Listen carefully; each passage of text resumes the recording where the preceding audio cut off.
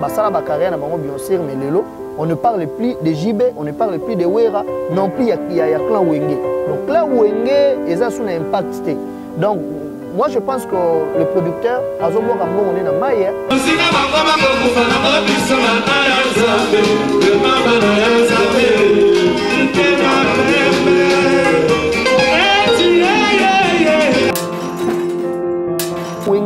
Donc ça veut dire que les jeunes unions sont au clan Wenge.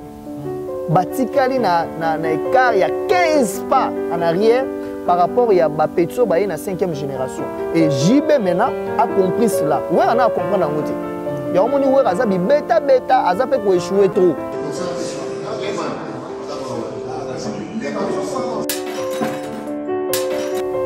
Mais les producteurs, en tout cas, Amadou Djabi, les conseils que je te dois, Zoala Nayo, Luka Bajen, au produire Bajen. Ce qui m'a rambo ngana alo banayo, yozo monango bona ngolo kwa ba blague, que tout na sango ya Claude Machal, yem ta produire ka chala mwana milieu belle. C'est son seul et ça a plaisir on a fini le travail, ça coïncidait un peu. C'est mon anniversaire en fait. Ferré, c'est un grand chanteur. Il compose bien, il danse bien. Et puis, à même projet, on a un niveau de l'écolo. La génération où nous sommes dans la maison mère. Faire Azuli Kanisa au Sansabang, ça c'est une bombe. Je vous le dis. Ça c'est une bombe. Ce n'est pas un album raté. Par rapport à Wenge, à Clan Wenge. Clan Wenge est vide. Mais tandis que Ferré a réuni Batoyo, Baouta maison mère, bilingue na bango silaté. Ozomon, bamsu babana bango basana na bango sundu lete lokwa babindombe, mais soko yoki babindomba zoyemba, au senti pena que non, ezongisio. Ozomon. Donc ba vie wana basali pe projet wana po ba combattre dynastie. Oh, mais fali ye mona ndenge azawana tokos dena ndenge zawana en plein oyo ye apesalela bato album wana. Et puis c'est en plein wana te. Yango sele ki azonga suna. Yango tokos sanga comme série. Et comme série to théâtre moyombe gauche to ndenge nini. Vous comprenez? Donc fallait comme yemba bibi misa biso bité alors ça on a vertige nani parce que moi je n'arrive pas à comprendre. Fallait pour pas avoir besoin carrière ne kota na sama belete atika aobeta te parce que fallait pour pas nenga zawana amiko ça te que succès o ya zana ngo ya ngona succès à Stade des Martyrs.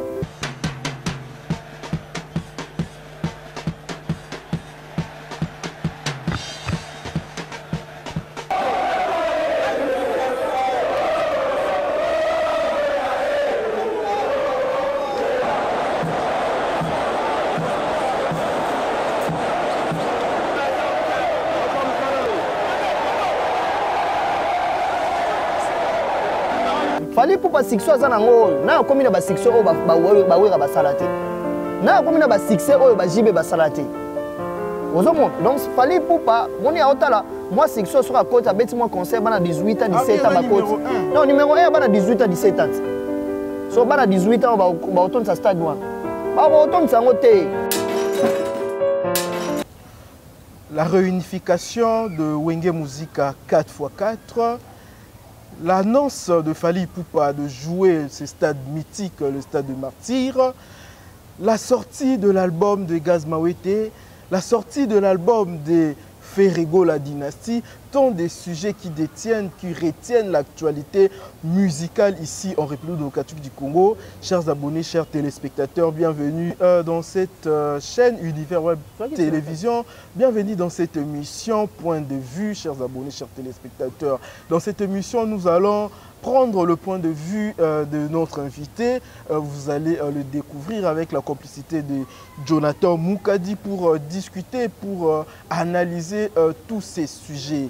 Il ne s'agit de personne d'autre que Yannick Mbadou, qui est un entrepreneur, qui est un mécène de notre musique. Avec lui, nous allons parler de tous ces sujets. Je vous demande de vous abonner massivement sur Univers Web Télévision, de ne pas oublier de partager cette émission et de mettre vos pouces j'aime, chers abonnés, chers téléspectateurs, pour votre bonheur, pour votre plaisir. Tout de suite, moi, je dis bonjour à mon invité.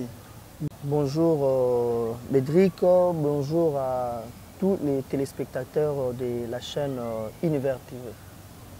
En tout cas, c'est toujours un réel plaisir de te recevoir sur ce plateau, sur notre chaîne Univers Web Télévision. En tout cas, pour commenter l'actualité musicale. Yannick Mbadou, commençons d'abord tout de suite avec ce sujet, la réunification de Wenge Musica 4x4 Otoyeba, Wenge ba Jiben Piana, Wenge Yaba Didier Masela, Wenge Yaba Adolphe Dominguez, Wenge Yaba Ale Makaba. Tomoni Bango, il y a une photo qui a circulé, il y a un projet de ce producteur Amalou Djabi qui a mis son argent pour Wenge Musica Bazonga na bilengi wana. Point de vue nayo ezanini sur ce point-là. Bon, moi je crois que l'initiative, il y a producteur, il y a Osangisa Bango, ils ont ma bête, mais ils ont bon, ils en sans impact. Et ils ont sans impact pourquoi? Parce que au moment où ils sont là qui un producteur a ça là et ça la maté. Qu'est-ce qu'on doit attendre de bon dans ces projets-là? Non, rien du tout parce rien que bon. D'ailleurs, au moni Kosangisa Bango déjà. Et on a impact, il y a eloko baniba sala, on a eu to sentir en haut, déjà on a besoin d'information qu'il y a un producteur, or ça là que nous a Sangisa Bango. Déjà il y a ça là moins impact moko qui n'est lobela, Congo n'est lobela. Mais je vous apprends que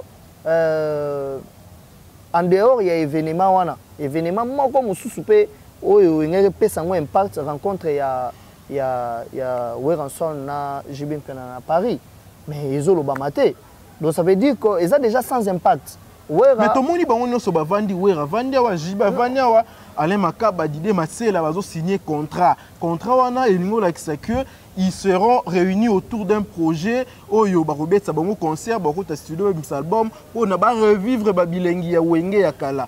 Yo lobby ils ont impacté par rapport à quoi? Ils ont impacté parce que Wera déjà n'est sur le plan musical, tu dis que Wera a une actualité. Wera comment forcer, Wera comment forcer, Wera comment forcer l'actualité, Wera vida nae, Wera comment ata beti, moni Wera n'est pas là. Ata Michael Jackson sur Kazaki en vie ba beti na Wera, mutaoyo karate. Ah. Mais je vous l'ai dit, Wera n'est pas là, Wera isa vida nae. Jibem Piana, a romané de sa père. Est-ce que Jibem Piana yora sous Jibem Piana bet album? Jiba bet album te. Jiba romana yoro somba bilamba na ya romané sa père. Ozo sang sa sko yo mtu. Ale Makaba. Ale Makaba est-ce que sur le plan musical yo yora quel sous? Didier Masela. Didier Masela tu as vu goûter sur roman ça la cop ni na roman ça là. Didier Masela sur le plan musical to yora quel sous te. Na yora ba c'est moi qui na ka soki guerre soki wa parce que autant soki politique soki nini. Vous voyez, donc ça veut dire que ce sont des personnes, c'est le plan musical, quand on a sous-souté, ça la carrière, bien sûr, mais on ne parle plus de JB, on ne parle plus de Wera, non plus il y a clan Wenge. Donc là, Wenge, ils ont un impact. Donc moi je pense que le producteur, on est en maille. C'est vrai. Mais je vous l'ai dit, on est en maille parce que, oui, bien, sur le plan musical, ils ont tout le monde a une personnalité, Wera, JB, et comme à un moment où ba voix mususu penza koyo kango tshaka makele na matoi neti voix na ba voix lokwa neti ba wera ba voix lokwa ba jibe piana ya ba voix moko c'est silat ko jibe piana ta yembi na ba charme ndenge nini nous avons plus besoin ya ba voix lokwa ba jibe wana parce que roza pango lelo nous avons besoin ba voix moko boya ya sika ya 5e génération. Donc ça veut dire que sangisa ba 4e génération pour appeler ça bilingue 5e génération. Est-ce que jiba ko buka loketo ne fallait buka to jibe ko nan wera oye manenge petit wata zo yemba. Mais Yannick Mbadou, c'est aussi un problème aujourd'hui parce que ba te belé ba lobara wera sila wera lui-même il se reconnaît sila te jiba sila mais tout au moni ba concert JB il est fort na ba concert na ye spectacle azo bina et autres là mais beaucoup de gens, en tout cas, se posent des questions sur ma carrière. Il y a JB beaucoup d'années, à Bimsar Album. Qu'est-ce que toi, tu peux dire sur la carrière? Il y a JB Piana, par exemple. Est-ce que JB a détruit sa carrière? Yemoko. Qu'est-ce qui fait que JB Bimsar Album? Qu'est-ce qui fait que JB a Kokakalisu Sukoyembate? Yebisa Biso, un peu, Ndeko Univers, télévision Baeba. En tout cas, merci Bédik Luka pour la question que vous posez, est vraiment très importante. Il faut que JB, Yemoko en soi, lui-même en soi, il a perdu la confiance en lui-même. Donc, Yemoko a dit déjà que non, il ne peut plus rien faire.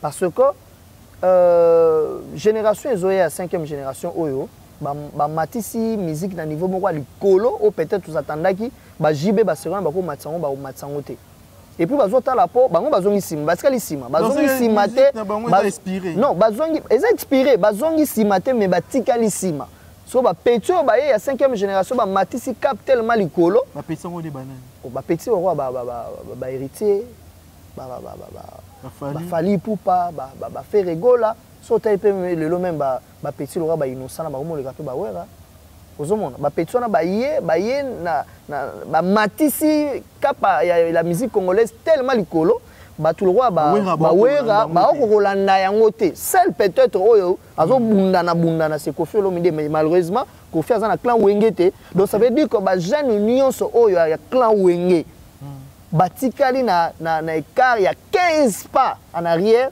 par rapport à Bapetso Baye na 5e génération. Et JB maintenant a compris cela. Ouais, on a à comprendre en côté. Il y a un moment où Azabi bêta, Azapé pour échouer trop. Mais JB tellement il a compris cela que mon Bapetso soki robi au chaka amutu en tout cas et au coach sous mai. JB n'a Azana ebi que musique pour na bango c'est évident. Donc il est reconnaissant qu'il ne va rien faire de bon. Il ne sort pas d'album, il est conscient. Effectivement, parce que les musiciens ils répondent sous les critères à l'élo. Comment ça? Oh, mais JB l'élo, nous avons besoin. On est 5e génération. 5e génération, on a une idéologie qui est Wenge. Binande, Latande, Yembande. Parce que 5e génération, il y a la même idéologie, mais qui est sous Mara Moussous. Ce que JB sont allés dans l'orchestre, ah, papa. Gilles qui ben simto qui est na 58 ans, sur 60 ans, yo et ce soir na podium ni ngoloka loket. O lukele ba problème. Donc allez si comprendre que bango tourner wazana si banuni. JB a commis pena ba mpaka ba tellement belé. Pourquoi il fait pas comme les autres pour renouveler l'orchestre, pour recruter ba jeunes? Mais à renouveler l'orchestre, à recruter ba jeunes pour ba salani. JB yé mo na ndenga zawana inspiration c'est kota mai. JB a comment beaucoup plus mis que se concentrer. Au moins vous savez, il y a une chose que biso ba congolais to comprendre.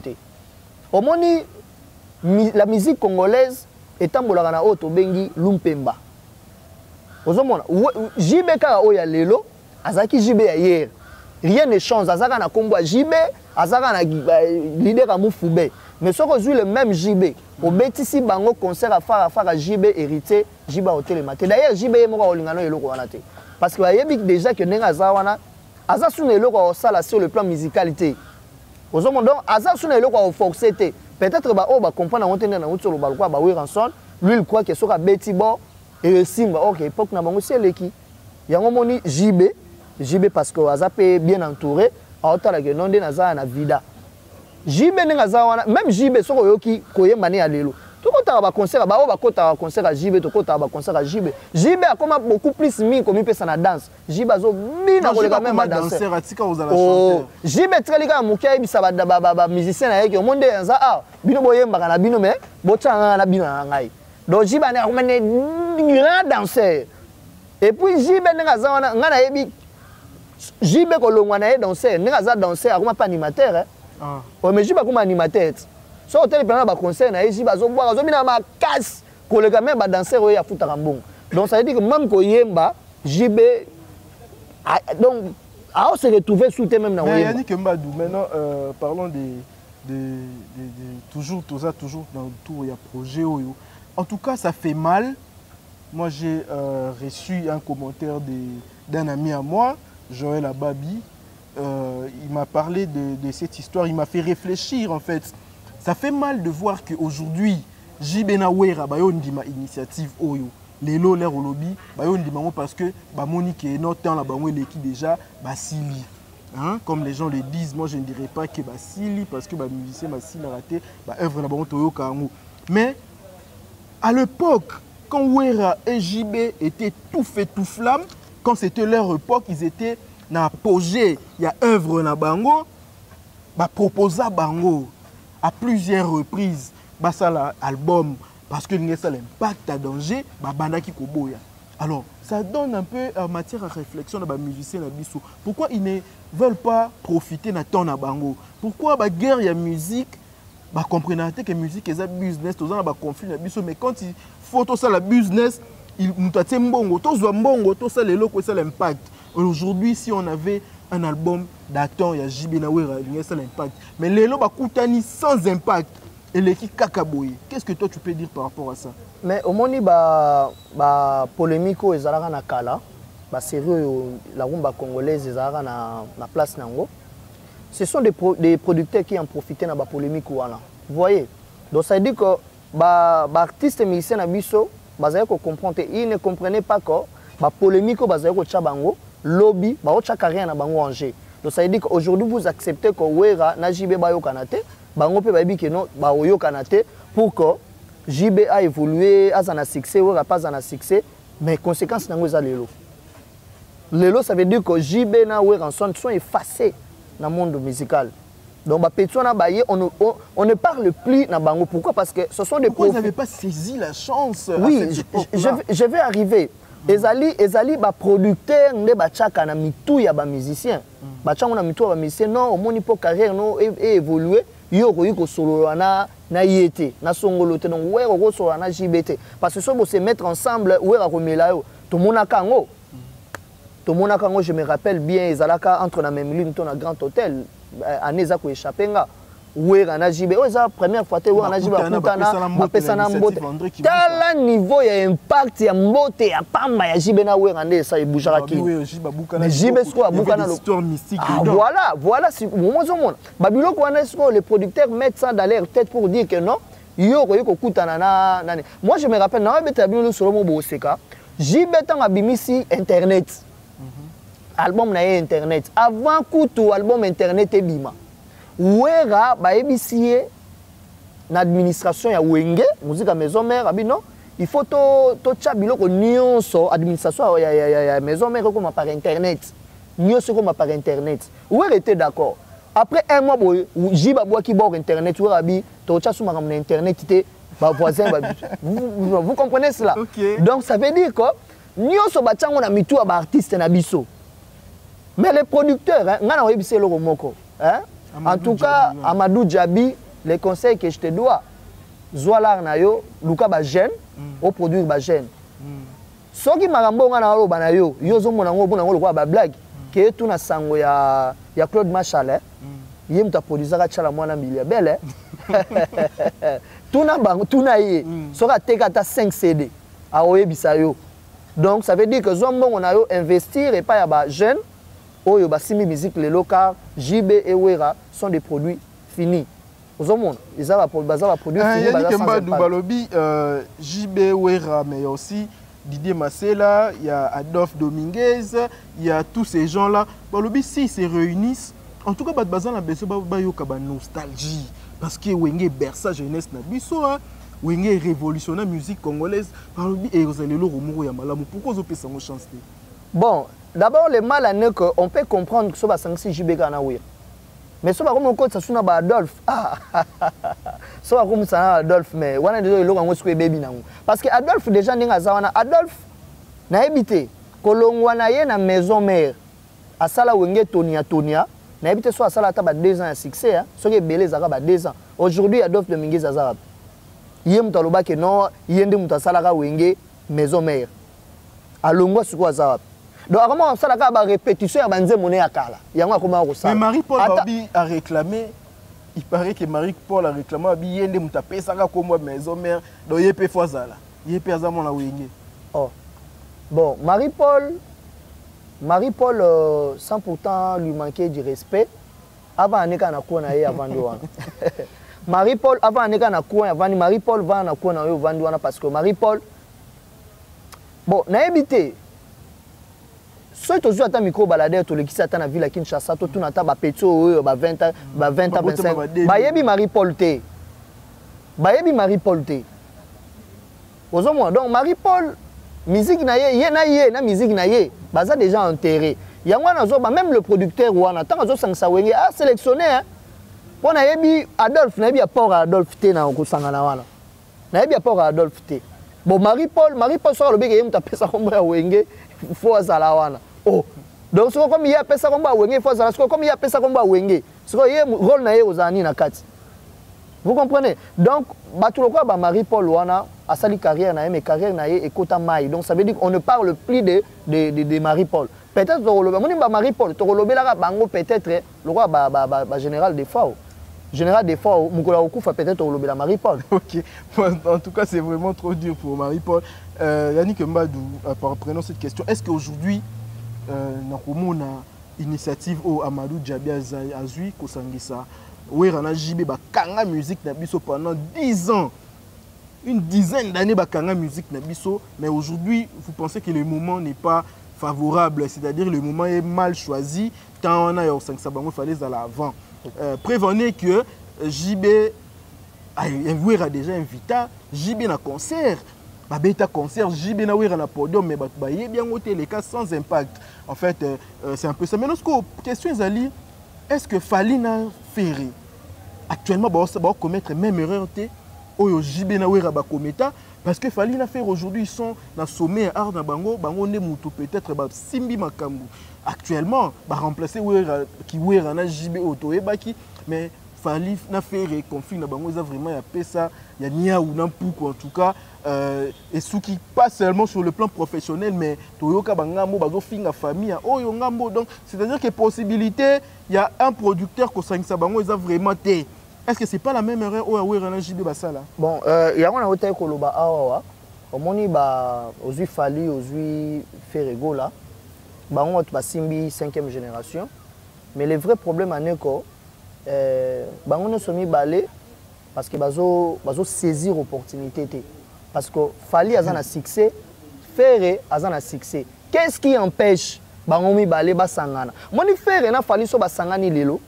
Et vous allez appeler un bombe autour d'un album. Attends, album, attends, single, attends, il y a 2 minutes, attends, 1 minute. Nabisao et vous allez scandale. Même les Nigériens. Oui, même les Nigériens, ils ont ça dans ma force. C'est ça. La faute maintenant, la faute c'est au producteur. Le producteur, il y a un entourage, il y a un musicien, il y a un affaire, d'ailleurs, si on a la télévision, on a battu à faire, battu à Fali, battu à faire. Si on a ma finger na bango et cadre même coup tout est sur le plan musical, sur le plan artistique. Et quand on a ma famille, mais c'est la haine. Oui, c'est la haine. Donc ce n'est plus et ça sous témoin advertissé loyauté. Et comme ici on a niveau mon comme il toucher même na ba intimité, il y a songolo mpakala. Oh, c'est eloko moko boye. Lelo bazo mon normal. Mais lobby et qu'on rattrape bango parce qu'on ne parlera plus de Ferré, non plus de Fali, nenge lelo oyo, ba JB, ba komi ko sibi, ba conséquence nango. Hier, ba kanisa ko ndire ba débat na bazo sala wana et ko sala ke batika l'éternel. Mais aujourd'hui Ferré nani ba ko regretter lelo parce que bazo comprendre que ba producteur bazo na pona on manipuler bango et quoi iko moi rankino yo bazo tchana mitu na bango yangone esala que non carré na bango évoluer. Oh il se trompe parce que ba ouais rappel ouais na JB n'époque na bango ba kanisa ki pe kaka bongo que non ba polémique wana ndem to esala que musique na bango eza un succès. Or ezali savoir faire na bango ndem to esala ki baza na succès. Or lelo ba nigérien ba koma ko beta oya yi asali featuring na oyo. Américain, oui, et autres là, mais ceux qui producteurs à Tcheli Bango Mbongo, parce que mon temps tiré profit naïe. Mais les lots misé na biso, le quoi la grand misé na biso à 5e génération, bazo comprendre les lots qu'on a été. Les lots bazara dans la moto, tozo yoka bango parce que lobby. Bah comme appelle succès à éternalité et puis voix pèse à éternalité parce que dès qu'il y a Adjan a marabi mais les lots pena Adjan a tabi mis album. Parce que voilà même Chaingengi aimera bien mais car même Chaingengi a so PC David Monso a produit a télé babilo konyo so wana to yoka été donc voilà yo za so agréable était comme désagréable donc c'est le moment yango yo ba profiter yango moni na ici je lance le message na le producteur azo sangisa clan Wenge Amadou Djabi, ça sert à rien. Ça sert à rien au Sangisa Bango parce que ceux qui ont na sima basanga na bango déjà. Oui, on a JB babeta na podium moko nda utso loba sans impact. Ozomon Papa Wemba. Oui, rabengi sa Papa Wemba na ba concert na ezapé événement munene, ezaki événement normalement dans la logique des choses événement munene mais qui n'a sans impact. Donc ça veut dire quoi? Eza na bato mususu bazana klawe batika ndule kala. Lwa ba ale makaba. Lwa ba Didier Masela, nezi Didier Masela penza. Didier Masela tika ndule kala. Ayo sani. Et là on y ba yo bakisa. Est-ce que tu rolo ba Kofi les kaba mission na maele parce que Kofi à l'époque tout le monde basangisa yena Papa Wemba babeta wekop tikala un album légendaire. Pourquoi pas faire rigoler na fali ba bimisa biso le monde ti wekop. Qu'est-ce qui manque? Kofi Olomide, il est le musicien le plus intelligent sur le plan musical na Congo. Kofi Olomide est en train de franchir, de passer, de monter de génération en génération. Le Loyo, c'est 5e génération, il y a une grande course où est 4e génération. Nous avons qu'un seul musicien à 4e génération, où il va tenir bon, à petit à 5e génération, à petit à 5e génération pour à et puis à Zapeka na carte actualité c'est Kofi Olomide. Ouera à Betit. Ouera Beti ba générique. Mais générique on est Betu wapi. Jibem Piana. Bon, en tout cas toi ba souté sur Jibem Piana affaire ni na comment ça là. Jibem Piana comment na so la tika sa monto na ye akangi photo, a chaîne Instagram et tout ça. Mais quand on parle de la musique, est-ce que JB... La musique est commis, configuration peut changer. En tout cas, tu as mis afrobeat, musique urbaine, blablabla. Et tu as mis au côté, au beta rumbe au simbate et Yannick Mbadi. Oh, bon, Héritier Zobeta rumba. Ok. Moi, nous, qui senso, nani bien affilé. Azobeta, un grand artiste musicien. Ah, Teti Azobeta Peru Manengeni. Aujourd'hui, Bazebele. Bazobeta Ndoule, Bazobeta Peru Manengeni. Non, ça veut dire que ce n'est pas une raison. On comprend que Bato va pousser la raison afrobeat. La majorité sont des musiciens finis. Ah bon? Oui, non, mon comme il faut afrobeat parce qu'il est fini. Kofi Olomide. Dernière question, Yannick Mbadou, sur ce sujet. Mais est-ce que na romona nenge initiative wana ya bana wenge bazo sangana pour na ba zongisa biso na bilengi na bango wana ya wenge na initiative ya komona vous faire rigola asangisi ba master na ya wenge maison mère basa l'album Dynastie. Est-ce que to roloba we ranson JB Piana là ba misusu ba copier idée ya faire rigola ya la Dynastie parce que la Dynastie on va retrouver Bill Clinton, c'est Léo et autres là, c'est une initiative ya Rosangisa, ba master na ya wenge maison mère ya wera pour na ba revivre ba tu bilengi ya album na bango miracle bilengi ya maison mère. To moni pe koto yo Amadou Djabi aye na projet oyo ya wenge musique à 4x4. Est-ce que c'était une confrontation? Ba vie wana ba mité à mabe. Ah bon? Ba wera wana ba JB ba mité à mabe. Vous croyez que Moutuloko, le producteur, a un bon produit Ouera JB? Ah, bon, Ouera se produit seul. JB aussi peut se produire seul. Donc ça veut dire qu'il y a une main noire. Pour nous combattre Dynastie. Bien sûr que oui, il y a une main noire. Moni ba viana bazaka pesi koto azofula. Donc ça veut dire qu'ils ont compris que initiative oyo faire azanango. Ferré, c'est un grand chanteur. Il compose bien, il danse bien. Et puis, à même projet, on a un niveau de l'écolo. La génération oyo nyonso euta na maison mère. Faire Azuli Kanisa Sabango, ça c'est une bombe. Je vous l'ai dit. Ça c'est une bombe. Ce n'est pas un album raté. Par rapport à Wenge, à Clan Wenge. Clan Wenge est vida. Mais tandis que Ferré a réuni Batoyo, Bauta maison mère, bilengi na bango silate. Ozomon, bamsu babana bango basana na bango sundu lete lokwa babindombe, mais soko yoki babindomba zoyemba, au senti pena que non, ezongisio. Ozomon. Donc ba vie wana basali pe projet wana po ba combattre dynastie. Ferré faut za mayele. Il faut mayele parce que même le producteur, il n'a pas d'argent. Et ça, il y a bazula na bango ba bimisi le producteur pour malgré que yem taina initiative wana alors que ba kopeka initiative ya faire pour que ba combattre l'album wana ya faire mais faire azala pe mwana wenge ba benga ke dernier fils ya wenge nani abenga ke dernier fils est-ce que so ba bengi pe na projet wana est-ce que were ça benga ye dernier fils ya wenge mais were reconnaîtra que faire azala na wenge JB pe na reconnaîtra seul muto a reconnaîtra faire na wenge te eza Blaise Boula. Mais est-ce que si on a fait un projet à Wenge Musique à 4x4 parce qu'il n'y a pas à la Kuna, est-ce que Zamabe a Rori Koya? Zamabe Makasi. Zamabe Makasi, pourquoi je l'ai dit? Si c'est vrai que faire Aza dernier fils, il y a Wenge, mais pourquoi combattre son album? Pourquoi combattre son projet? Parce que oh bazo ça là, on a c'est combattre le projet de faire. Donc au moins la question on comprendre bien, au moins que Baroluka, la même date où l'album y a fait Robima, bah on connaissait nous date où on a eu bima na date où on a été et puis bango Baroluka date où fait Robimisa bango peut pas bimisa parce que mon actualité à l'élo ezali l'album Dynasty.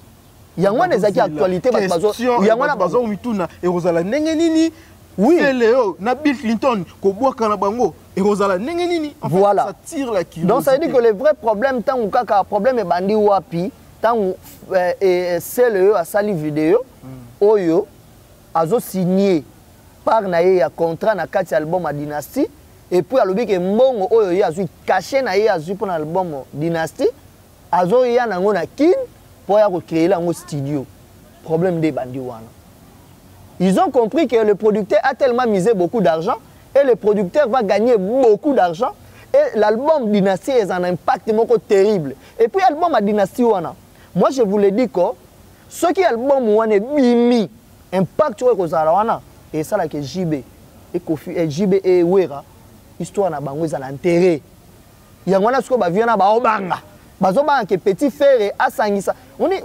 événement mona esika lo sala maté sur le plan musical qui aurait cru que mutu lokwa faire à cause de l'initiative wana un euro la fali pour papier à ozo idée à osangisa ba ancien nyonso ya quartier la temba sali album siko yebisa ngai sikoyo impact ko sala tozonga siko na faire faire sikoyo azui makanisi et puis attends musicien monta boudeya na ba oya bengaki ba yebi le pourquoi ba yebi non le savoir faire ya faire ego la costa boudango la costa loba ki faire faire na bureau la costa faire faire na bureau na ye bureau nini ya zanango la costa za na bureau apesa na biso na adresse ya bureau na yo wana ya zolo ba ke non azana bureau apesa na nu adresse la costa pesa biso adresse ya bureau na yo on se la secrétaire na ye apesa biso comme secrétaire na ye ya la costa za na bureau wapi hein la coste atika distraction ça comme munene le roi kache yé musique ne beta rap ay aleka na télévision ah oh tanga moni faire fali azoke no sala ba featuring na ba étranger faire azo sala ba featuring na ba étranger complexe on est botier akeko zo petit monde États-Unis beta ne basket aya yeko yembise nzemo moko ezenga tina mimeline chine to yebate nzemo na yemba ngo na kitete la to yemba ngo na anglais. Voilà la coste atika makambo azo sala wana parce que la coste nengo zana il y a projet wana non la coste c'est un produit final est-ce que faire a besoin la coste pena pour Dynasty ça faire a besoin la coste était na on a place à la coste ko ba rozo ta petio nani wa kisenso wana abina file so ka yé na Dynasty to bakise to na Dynasty ça pas bon ata beta na wengete ba zo ta na place à la coste est-ce que la coste yé penza aoya na Dynasty au sala ni Dynasty ezali grande classe il y a ba musicien ba uta maison mère. Quand on parle de musiciens Baouta maison mère, au Baouta maison mère, on va parler de JDT, on va parler de Babindombe. Oui, Babindombe lelo maman ma beti lelo so ceux qui va tiango quelque part batubayo ka babina.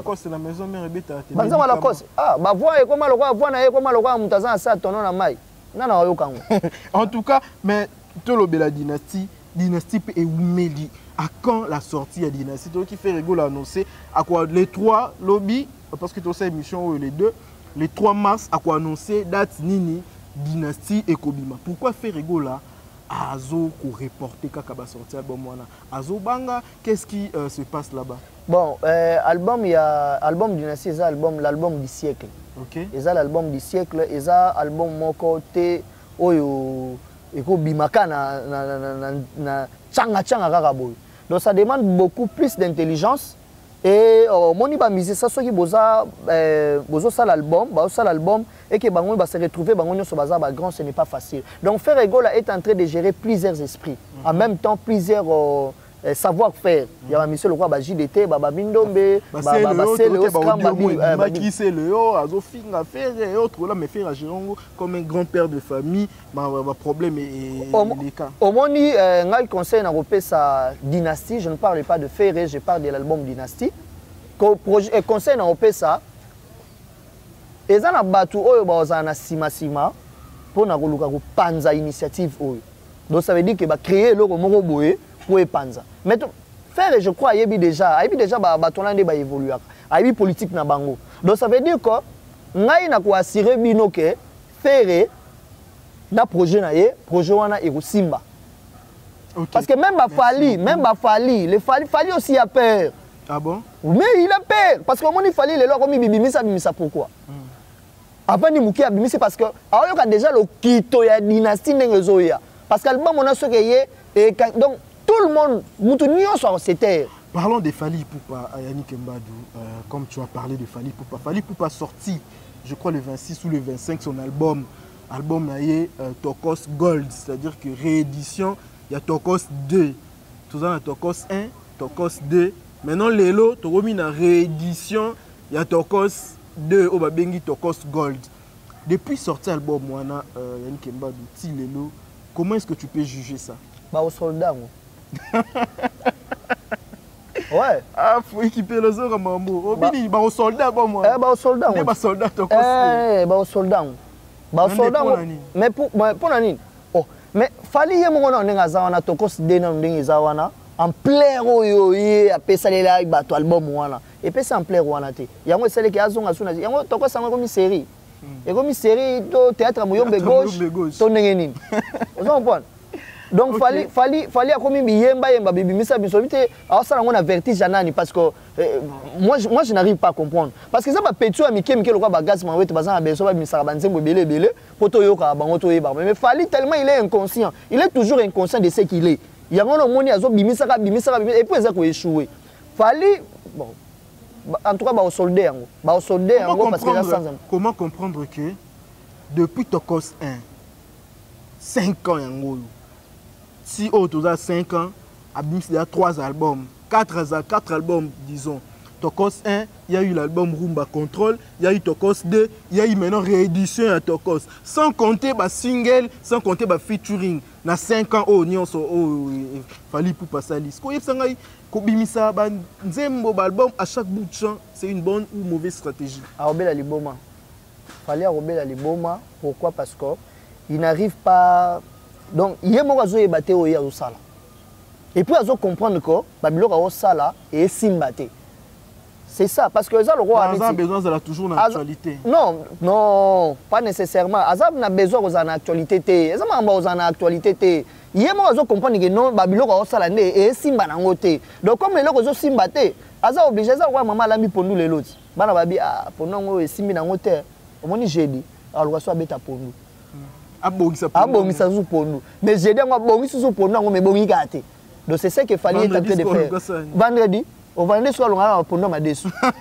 Non, fallait a compris que oh nyo soya zo sala wana et simbaté parce que zo simbaté il est obligé à refaire l'album, il y a refaire ba chanson pour na azala kaka na actualité mais en vrai en réalité eza koza na actualité. Donc ça veut dire que nyo soya zo sala wana tant que vous avez album, plus d'albums, plus de chansons, plus de singles, et c'est ça qu'il fallait écouter Soukanase. Parce qu'il y a le roi innocent. Il fallait travailler comme innocent. Innocent a besoin de beaucoup plus de chansons pour que aille maintenant en actualité. On va maintenir l'actualité. Ok, faire égaux et fallait. Non plus besoin de ça. Faire en actualité, mais 5 ans sans album. Sans album. Mais Yannick Mbadou, il y a aussi un truc qui dérange par rapport à Fali Ipupa. Depuis Tokos 1, dans le lobby, il y a 5 ans, Tokos 2, pas de certification, pas d'album où ils ont certifié disque d'or. Et là, on dit que Fali a un disque d'or pendant que Maison Warner a lié en disposition des artistes, Kassia Monde, Matt Pokora, Nino, Abetana Batouana, Abetana Batouana, Nyoso, une semaine déjà, l'album a certifié disque d'or. Mais pourquoi est-ce que Fali est aussi battu à Salanine? Aïe no luka Koffi Olomide, aïe no luka Koffi Olomide, aso ana Koffi Olomide. Koffi Olomide mtakangi ba chance. Mais aza père na it. aza père na ye oni kolongwe pa Koffi Olomide ya facilité kolongwe pa ya Koffi Olomide ndenge ya longo wana eza facilité soki papa ati afungoli le maboko mais akangeli yo motema c'est un problème. Comment voulez-vous comprendre encore? Mon problème est zanine. Fallait faut comprendre encore. Bateau baza tout autour na ba okosaye. Et leur disent ba yebisaka que non musique ça la musique internationale et mimai na ba niveau moral likolo OK ça nika musique locale. Ah mais le mimi pe ba niveau likolo lelo to mona kaka ye mbo bengisa na ba stade ka ye mtu ba bengisa pe ba président to moni na président Kagame to moni na ba haute personnalité Afrique et autres là c'est mais innocent pe ba bengisa na ba président Afrique. OK. Babing ça ne dit absolument rien. Ça ne dit absolument rien. Faire Fally Ipupa l'album o yazo beta wana na ba chanson azo bimisa ba disque d'or exacté pourquoi parce que azo beta musique moko eza trop amateur malgré qu'azo beta ngona ba grand producteur azo sala ba featuring na ba artiste moko minene mais ça penza na qualité eza penza na qualité non eza na qualité wana te na ba aya na Kamura non et puis il n'est pas niveau wana te à combien de niveau wana te il n'est pas le seul musicien o ya komi na ba niveau wana nous avons un grand musicien paix à son âme o akoma ti na ba niveau wana c'est Papa Wemba mais on a vu combien de trophées Papa Wemba zoa combien de disques d'or Papa Wemba zoa mais pourquoi fallait azoko kozwa ngote allez-y comprendre que musique au qualité musique azo beta wana eza yango te Fally nanu a comité vous comprenez Fally nanu a comité so ka continuer boyer en tout cas même son producteur même maison de distribution na ye et très cas mukie ba benga na Fally merci beaucoup 5 ans j'ai belé ba benga na ye nous chitons dans cette émission Yannick Mbadou en tout cas j'aimerais bien signaler j'aimerais bien exhorter à tout le monde qui nous suit en ce net moment de venir faire un tour dans ces beaux cadres qui nous reçoit. En tout cas, c'est Cristal de la Foi, un restaurant salle de fête. Venez tous, vous, tous qui avez des événements, venez aujourd'hui célébrer votre mariage ici. Vous serez très bien accueillis par un personnel très professionnel. Yannick Madou, tu as presque na souka émission na biso. Question Izakaka par rapport à Fally Ipupa. Fally Ipupa a annoncé biso que Aobeta Stade de Martyr.